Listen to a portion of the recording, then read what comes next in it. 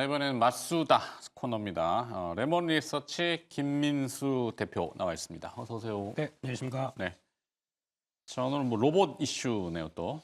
네. LG전자 주가 참 많이 낮아졌네요. 네. 주변의 지인분들이 저 주가 이제 많이 낮아졌으니까 조금 장기 투자로 삼성전자, 뭐 LG전자, 뭐 기타 등등 뭐 저한테 물어보던데 네. 저한테 그런 거 물어보시면 안 됩니다라고 답변은 드리지만 왜요? 네? 왜요? 뭐 제가 조언을 해줄 만한 위치도 아니고. 그리고 조언해 주셔도 안 듣습니다. 뭐 본인 하여튼. 생각대로 하십니다. 네. 자, LG전자는 주가는 뭐 참 어렵네요. 왜 이렇게 됐을까요?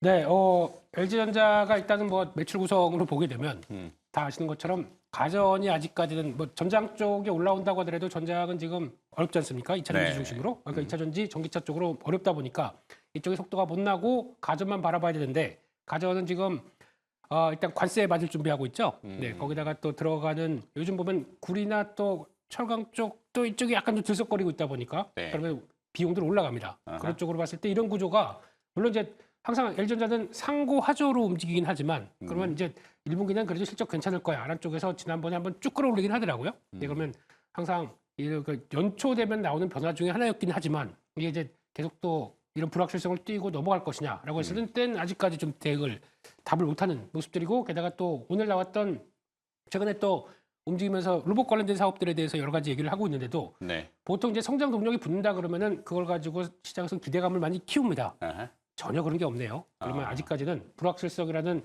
이 구름을 좀 거쳐줘야 그러니까 좀 가전 쪽에 대한 변화가 나오면서 어떤 액션이 나올 수 있는 그런 쪽으로 보는데 또 아이디어를 갖추기 또 좋습니다. 가전 같은 경우도 AI가 붙어서 그러니까 내가 다가가면은 알아서 뭐 이제 냉장고 문이 열리고 네. 그런 건 좀 어렵지만 냉장고에 그러니까 내가 오늘 기존에 쭉 갖고 있던 뭐 레시피나 아니면 그런 걸 가지고 또 AI가 활용해서 나한테 뭐 보여주거나 이런 식으로 가게 되면 이것도 하나의 또 AI가 접점이 될 수 있는 쪽도 그러니까 디바이스로 볼 수 있는 쪽이겠죠. 네. 이런 쪽도 있는데 아직 뭐 성과가 없다 보니까 그런 쪽에 대한 기대감만 남아 있다고 봐야 될 것 같습니다. 뭐 개발은 하고 있겠죠.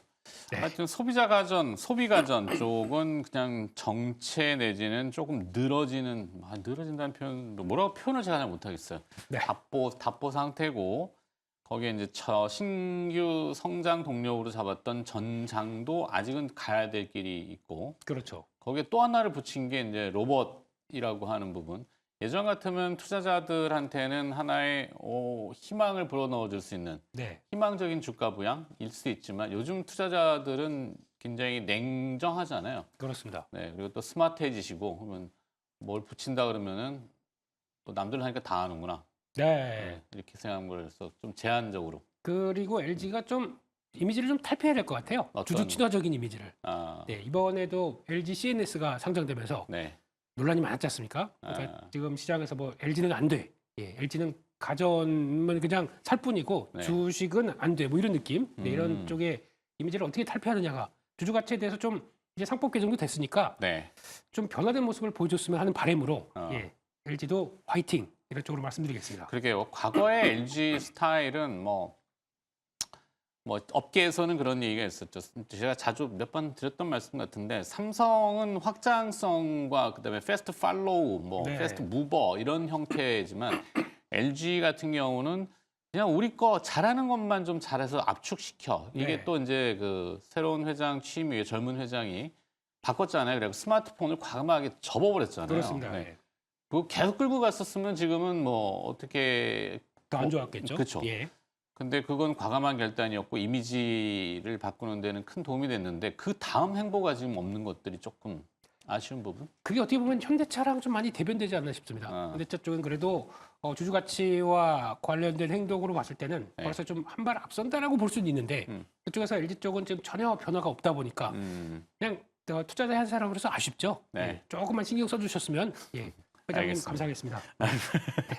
자, 그래서 당장 뭘 또 새롭게 만드는 것보다 그건 이제 예전에 아닙니다. 토빈의 큐 일보다 작으면 이래가지고 산술적으로는 차리는 것보다는 인수하는 비용이 더 쌀 경우에 이 M&A가 활성화되잖아요. 그렇죠. 자, 그러면 베어 로보틱스를 이제 LG전자가 또 인수한다. 네. 이건 시장 평가가 어떻든가요? 네, 일단 그 지분 측면으로 보면 가장 많이 인수해서 51%까지 들어가다 보니까 지난번에 한 30%대 인수하다가 20% 추가해가지고 더 이제 확대되는 쪽으로 나와서 거의 이제 자회사로 들어갈 걸로 보여지고 있는데 이 회사가 잘하는 것 중에 하나가 그 물류 자율주행 쪽이죠. 물류 자유. 네, 그런 쪽에서 자동 물류. 그렇습니다. AGV, AMR 이런 쪽에 강점이 있다고 알려져 있기 때문에 그러다 뭐 소프트웨어 플랫폼 쪽도 있지만 일단 이런 물류 로봇 쪽의 강점을 활용한다는 얘기는 일단 공장 쪽에서 그리고 또 여러 가지 산업 쪽에서 직접적으로 활용하겠다라는 의도가 상당히 크다고 봐야 되겠죠. 네. 그런 쪽에서 시너지는 나올 수가 있다 보니까 거기서 인수를 했다라고 하게 되는데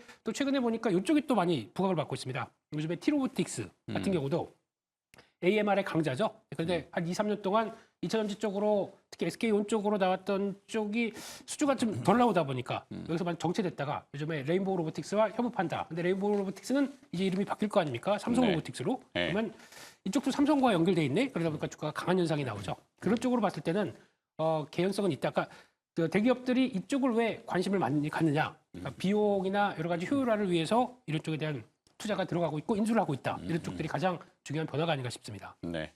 LG전자가 지분을 보유한 로보티즈, 로보스타, 네. 엔젤 로보틱스 의외로 많군요, 이게.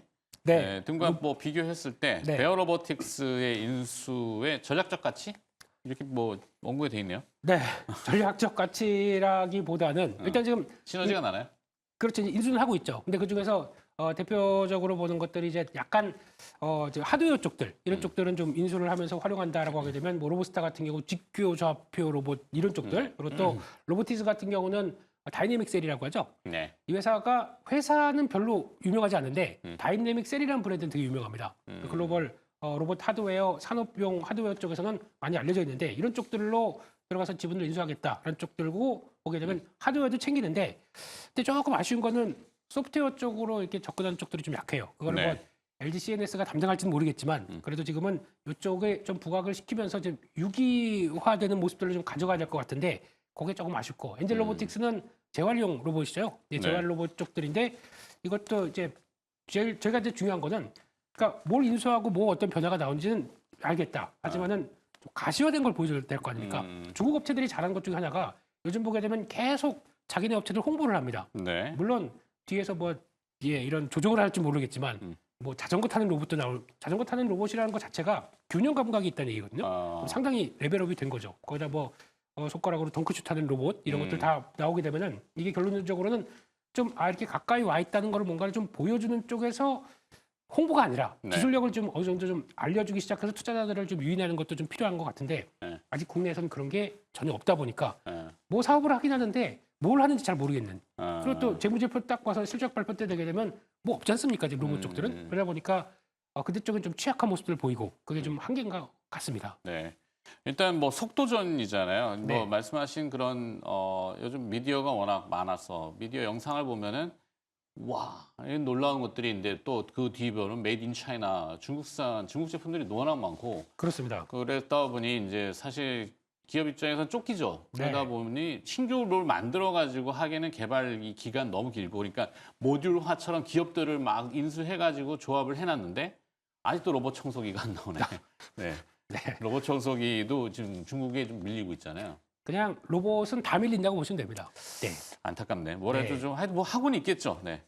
뭐 하고 있대요, 근데? 모르겠습니다. 보니까 요즘 그러니까 그 턱 있는 로봇, 그러니까 턱 있는 데가 뭐 청소기? 예, 이게 올라가는데 그거 보고 와 획기적으로 와 이런 제품이 다 있다니 이런 거 있을 때가 아닙니다. 저희가 뭐 갑자기 로봇 뒤에서 양말 벗어져 있는데 팔 나와서 이거 집어낸다고 그럴 수도 있죠. 와 이런 거 볼 때가 아니 뭐 아닙니다. 지금. 피사루를 들고 있는 휴머노이드 로봇? 아니면 뭐 이렇게 모르잖아요, 네, 지금. 네. 예, 예. 제가 그 로봇 청소기 뭐 참 궁금한 거 써보지는 않았는데 네. 저희 집은 이제 반려견들이 있기 때문에 예, 그 예. 친구들의 배설물을 어떻게 로봇 청소기가 피해갈까 이게 항상 궁금하거든요. 네, 이걸 다 밀고서 쓸고 가나? 다 피해갑니다. 피해가요? 요즘 그죠? 그렇게 발달됐습니다. 오, 예, 네. 다 피해가고, 네. 그러니까 이제 약간 그 액체가 만약에 검은색이 있고 약간 흰색이 있지 않습니까? 네네네. 그것도 구분하면서 닦는 강도가 다르더라고요. 그래요? 예, 깜짝 많이 놀랐습니다. 발전했군요. 네. 예, 자, 그래도 주부들이 좋아하시는구나. 자, LG전자의 핵심 사업이 지금 말씀 여러 가지 했지만 가전 네. 뭐 이런 것들이 있을 때 로봇 부분의 수익성이 언제쯤은 좀 이렇게 올라와서 반영이 될까? 뭐 사실 예측하기 굉장히 어려운데. 그렇죠. 네. 예, 일단 수익성을 따질 때로 보게 되면은 이제 아마 그 휴머노이드 로봇부터 모든 이제 로봇들이 어느 정도 저희 생활에 들어왔다는 얘기 같습니다. 그래야 이제 어떻게 보면 이제 큐가 많이 늘어났고 네. 거기서부터 규모의 경제도 나오기 시작하고 그래서 이제 이 로봇 기업들이 실적이 난다. 난 쪽으로 바라보는데 그럴 때까지는 이제 그게 언제냐에 따라서 다르겠지만 주가는 항상 보게 되면 그 기대감을 점점 다가오고 있어라고 할 때 가장 강하지 않습니까? 네. 성장주에 대한 개념으로 봤을 때 막상 들어와서 그럼 이제 수익이 나고 있다라고 딱 계산되는 순간 그러면 이제 그때부터는 고퍼가 이제 바뀌겠죠. 그런 쪽으로 보게 되면은 일단 이제 수익이 나는 과정 쪽에서 얼만큼 또 선점하고 그만큼의 독점력을 갖고 있고 기술력을 네. 갖고 있는 과정들을 좀 체크를 해야 될 것 같습니다. 오케이. 그렇게 되면은 여전히 그 고퍼를 줄 수 있다라고 하게 되면 저희가 많이 얘기하는 게 제가 아직까지는 하드웨어 많이 보고 있잖아요. 네. 네, 하드웨어 쪽들은 일단은 앞서도 말씀드렸지만 중국 업체에 다 밀린다고 보시면 됩니다. 그러니까요. 중국 업체 같은 경우도 지금 자기네 국가 쪽으로는 거의 이쪽에서는 거의 올인했던 모습들이기 때문에 총 휴머노이드 로봇이 있다라고 하게 되면 거기서 차지하는 하드웨어 쪽들이 한 55% 정도 담당하고 있다고 합니다. 그 비용 쪽으로 보게 되면 그런 쪽들을 거의 다 커버를 할 수 있기 때문에 국내 업체들이 아무리 경쟁력이 갖고 있었다고 하더라도 거기서 이제 만약에 대량 생산이 나오기 시작한다. 어제 보니까 중국 쪽에서 휴머노이드 로봇이 6천만 원으로 가격이 이제 다운됐군요. 많이 다운됐죠. 이렇게 판매를 시작하겠다라고 얘기를 한 거 보니까 네. 그렇게 되면은 점점 테슬라의 옵티머스도 얘기하는 게 이제 앞으로 중형차 한 대값 정도 그러면 3천만 원대 전후까지 떨어질 수 있다는 얘기는 네. 그렇게 가는 동안에 P는 떨어집니다. 그런 쪽에서 Q가 늘어나면서 나오는 변화를 보게 되면 하드웨어 쪽에 대한 입장으로 봤었을 때 이게 수익성이 완전히 지금 고수익성으로 나오기는 좀 어렵다고 봐야 되겠죠. 그렇죠. 지금은요. 그런 쪽에서 얼만큼 기술력을 갖고 있느냐에 따라서 지금 판단할 수밖에 없기 때문에 수익성과 실적이 나오는 부분들까지는 그렇게 나오기 시작하면 일단 주가는 솔직히 꺾일 수 있다고 봐야 될 것 같습니다. 맞아요. 네. 참 갈 길이 바쁜데 뭐 여러 가지 답답하고 정체되어 있고 그러다 보니까 이제 읍소하는 뭐 우리나라의 로봇의 정의가 TV 요즘 틀어보면은 막 네. 또 얘기지만 뭐 약간 자동화 기계를 로봇으로 또 얘기하는 경우가 네. 많잖아요. 뭐 웃기는 소리로 누가 이제 대중목욕탕 가면 세신 로봇이 있다 그래고 가봤더니 원통 돌아가는 거 있잖아요. 예. 로봇이구나 이게. 막. 부르면 로봇이네요. 그러네요. 네. 예, 예. 그래서 네. 야, 참 격세지감이라는 걸 많이 느끼죠. 네. 자, 현대차가 이 버스턴 다이나믹스를 인수해서 지금 또 거기도 이제 사족 보행이잖아요. 약간 네. 로봇개라는 표현을 좀 써서 그렇긴 합니다만 그게 주요 형태인 것 같고 물론 이제 이족 보행까지도 가는 것 같은데 현대와 LG의 이 로봇 그리고 또 삼성의 어떤 로봇 전략 이런 네. 것들의 차이는 뭡니까? 일단 궁극적인 목표는 다 휴머노이드 로봇으로 가려고 변화가 들어간 것 같은데 아직까지 LG 같은 경우는 말씀드렸듯이 산업 현장 쪽에 좀 더 네. 집중돼 있는 것 같고 그리고 현대 같은 경우도 일단 보스턴 다이내믹스의 로봇이 이제 직접 들어가서 올해 하반기부터는 산업 현장으로 들어간다고 합니다. 오히려 군사용으로도 군사용으로도 지금 열심히 좀 적용하고 있고요. 그런 쪽으로 봤을 때 삼성은 약간 이제 레인보우 로보틱스가 이제 삼성 로보틱스로 바뀌면서 네. 그 다음에 나온 전략들이 역시나 휴머노이드 로봇 쪽으로 좀 가까이 가고 있는 쪽. 웨어러블 쪽을 먼저 하는 것 같죠? 그렇죠. 근데 그거는 이제 기대 안 하려고요. 벌써 한 3년 됐습니다. 하도 뭐 한다고 해서. 예, 그래서 뭐 기대만 쌓고 있기 때문에 이거는 좀 그렇다고 봐야 될 거고 또 하나가 뭐 분리라고 그래서 네. 그 반려 로봇 쪽들과 함께 나오게 되면 약간 인간 생활에 좀 가까운 서비스 로봇 쪽으로 좀 더 개발이 들어가는 쪽으로 본다라고 하게 되면 약간 차이는 있죠. 네. 하지만 궁극적으로 모두 다 결국에는 휴머노이드 로봇이 나와야 산업에도 투입되고 실생활에도 그러니까 낮에는 출근했다가 집에 와서는 일도 하고 가사 일도 하고 그 밤에는 경비도 하고 이런 네. 식으로 나오게 되면 여러 가지 활용도가 높다 보니까 궁극적인 목표는 휴머노이드 로봇을 가는 게 맞지 않나 이렇게 바라보고 있습니다. 네. 자, 어쨌든 우리가 또 잘하는 거는 인수합병 아까 얘기 드렸지만 뭐 스스로 빨리빨리가 힘든 거는 현실이라면은 네. 인수합병을 공격적으로 하는 게 맞는데 이제 엄한 거를 비싸게 주고 사면은 그것 또한 경영에 네. 저기겠죠. 어떤 인수합병 M&A의 공격 대상이 좀 활발해질까요? 네, 활발해질 수밖에 없다고 보고 있고 지금은 이제 거의 다 하드웨어 쪽인 로봇 쪽을 많이 M&A가 들어가는데 네. 제 개인적으로는 저희가 이제 우리가 제조업 쪽에 기반이 된 국가다 보니까 소프트웨어 쪽을 너무 무시하고 있습니다. 근데 로봇의 핵심은 아마 하드웨어 쪽은 일단 한계가 있을 것 같고요. 네. 거기다가 이제 수익성도 한계가 있을 것 같고 이거를 제어하고 어떻게 활용하느냐에 따라서 제어 기술과 관련된 소프트웨어 솔루션 쪽들이 훨씬 더 앞으로 부가가치를 창출할 수 있다고 봐야 될 것 같습니다. 그게 오히려 ROE도 훨씬 높을 거라고 생각되고 있고요. 이제 네. 어느 정도 안정이 되게 되면 그래서 말씀드렸듯이 로봇들이 하드웨어나 뭐 액추에이터, 모터 이런 쪽으로 들어가는 것들은 어느 정도 초기에는 강점이 있겠지만 그 다음에 이 로봇을 활용하는 과정 쪽에서 나올 수 있는 소프트웨어 쪽들, 그러니까 로봇 제어 기술을 갖고 있는 회사들을 더 챙기는 게 맞겠다고 보여지고 있긴 있는데 네. 그런 쪽들은 오히려 대중화가 되면 오히려 더 가치가 올라갈 것 같습니다. 수익도 올라가기 때문에 그런 쪽들을 한번 보시면서 변화들을 체크하는 게 좋을 것 같다 생각하고 있습니다. 네.